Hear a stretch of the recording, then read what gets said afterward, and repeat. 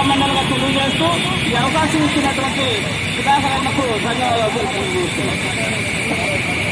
75 సంవత్సరాల తర్వాత స్వతంత్ర భారతదేశంలో ఇలాంటి పరిస్థితి ఎందుకు కొనసాగుతుందంటే పాలకులు ప్రజలను గౌరవించడం లేదు. ఓట్ల కోసం దండాలు పెడుతూ తిరుగుతున్నారు. కానీ భారత రాజ్యాంగం అంటే ఏంటి, దాంట్లో లౌకిక తత్వం ఏంటి, మత సామరస్యం ఏంటి, భారతదేశంలో భిన్న మతాలు భిన్న కులాలు ఉన్నాయి. ఇలాంటి పరిస్థితుల్లో ఎలా ఉండాలి, మతాలు ఇన్ని కులాలు ఉన్న వాళ్ళు సామరస్యంగా ఎలా జీవించాలనే దాని మీద పట్టించుకునే పరిస్థితి. ఈ పరిస్థితుల్లో మత కలహాలు పెరిగి దాడులు జరుగుతూ ఉన్నాయి, హత్యలు జరుగుతూ ఉన్నాయి, మైనార్టీల మీద దాడులు జరుగుతున్నాయి. సంవత్సరం నుంచి మణిపూర్లో క్రైస్తవుల మీద దాడులు జరుగుతున్నాయి. ప్రధానమంత్రి గాని ఒక్కసారి కూడా పాలలేదు. ప్రతిపక్ష నాయకుడు రాహుల్ గాంధీ పోతానంటే ఒప్పుకోడు. ఇలాంటి పరిస్థితుల్లో ఈనాడు పట్టపగలు మారణ హోమం జరుగుతుంటే దేశ పాలకులు ఏం చేస్తున్నారు?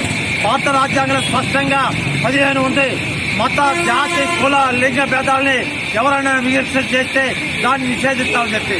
అట్లాగే పోలీసు బలగాలు కలెక్టర్లు వీళ్ళందరూ కూడా మెజిస్ట్రేట్ హోదాలో ఉన్నారు.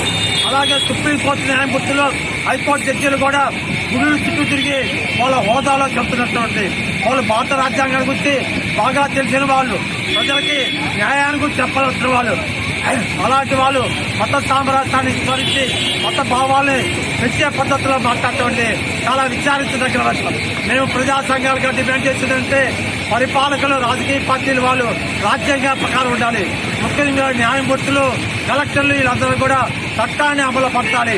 మత తత్వాన్ని పెంచకూడదు. మైనార్టీలకి రక్షణ కల్పించాలి. మత నష్టాన్ని పెంచాలి. అలాగే మత ఊరేగింపులకి ఈ మధ్య కాలంలో డీజే సౌండ్ బాక్సులు పెట్టి విపరీతంగా పెడుతున్నటువంటి దానివల్ల చుట్టుపక్కల ఉండే ప్రజలకు చాలా ఇబ్బంది కలుగుతుంది. అలాగే గుడుల దగ్గర డీజే బాక్సులు పెట్టి విపరీతంగా సౌండ్ చేస్తున్నారు. అటు పక్క చదువుకుంటే విద్యార్థులకు కానీ చుట్టుపక్కల ఉక్కులు ముస్లిం వారికి కానీ చాలా ప్రమాదకరమైన ఉంది. ఈ డీజే బాక్సుల్ని నిషేధిస్తారని చెప్పి ఖచ్చితంగా పోలీసులు ఏదైతే మీరు మైక్ పర్మిషన్ ఇచ్చేటప్పుడు నియంత్రిస్తున్నారో వాటిని అమలు పరచాలని చెప్పి ప్రజా సంఘాలుగా డిమాండ్ చేస్తున్నాం. ముఖ్యంగా చివరిది ఏంటంటే ప్రతి ప్రభుత్వ కార్యాలయాల్లో దేవుడి పట్టాలు పెట్టి పూజలు చేస్తున్నారు, టెంకాయలు కట్టిస్తున్నారు, సాంబ్రాణి వెలిగిస్తున్నారు. ఇది ఇతర మతాలకు చాలా తక్కువ.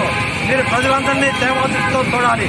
కాబట్టి మీ ప్రభుత్వ కార్యాలయాల్లో ఉన్నటువంటి వినాయకుడి బొమ్మలు హిందూ మతాలు, క్రైస్తవ మతాలు, ముస్లిం మతాలు ఎవరి అయినా సరే భక్తి శరణాలు ఉండకూడదు.